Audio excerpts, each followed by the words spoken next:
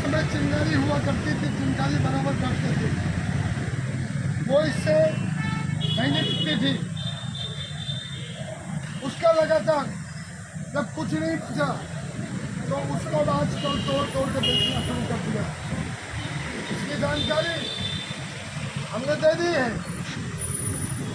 प्रशासन को, लेकिन उसके बाद उनके कानों में जू नहीं लेगा। अभी निर्देश दिया हूँ 1 मई को। तो दोस्तों, दूसरा घटनाक्रम है, ये 2 चीज दे रहा है।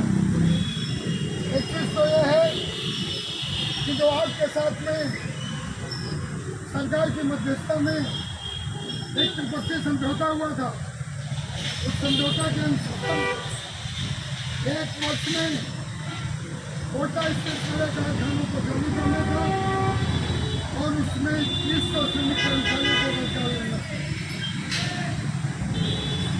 जो इसके द्वारा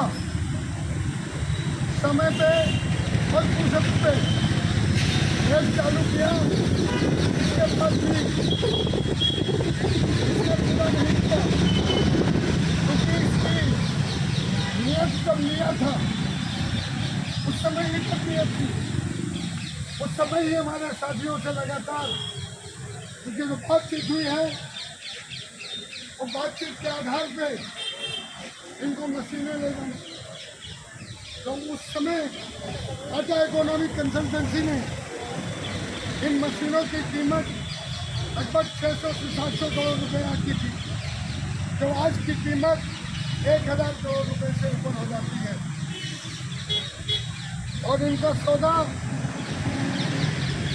मात्र जो है 54 करोड़ को में हुआ था। तो इनको तो होता है, जीत उसी की होती है, निश्चित रूप से होती है। हार कोई शब्द नहीं होता है, यह हमेशा के लिए याद रखें। और हम कम से कम हम सर्वहारा लोगों को तो ये याद रखना चाहिए कि हार कोई शब्द होता ही नहीं है। हार एक शब्द हम गढ़ लेते हैं अपने मस्तिष्क के अंदर कि हम हार गए। तो जब तक हम इस हार शब्द को गढ़ेंगे नहीं अपने मस्तिष्क के अंदर, हमारी जीत आज नहीं तो कल और कल नहीं तो परसों निश्चित होती है। जो संघर्ष करता है उसकी जीत निश्चित होती है। लिहाजा आप लोग, मैं यही उम्मीद करूँगा कि आगे शाम तक जब तक हम अपनी जीत निश्चित नहीं कर रहे तब तक हम लड़ते रहेंगे। और सर्वहारा वर्ग ये नहीं कि हमारे अपने मजदूरों की लड़ाई लड़नी है, हमें तमाम गरीबों की लड़ाई लड़नी है। और जिन लोगों से जो कागज़ के शेर हैं, जो कागज़ में अपने इच्छा से मारते रहते हैं, उनके कागज़ पर रबड़ चलाने जैसा काम हमें करना है। हम रबड़ हैं एक तरह से। शासन जो लिखता है, प्रशासन की पेंसिल से रबड़ चलाने का काम सर्वहारा वर्ग ही कर सकता है। और हम इसी को काम करते हैं। ये चालू जो हुआ, जो आपने बटन तो दबा दिया।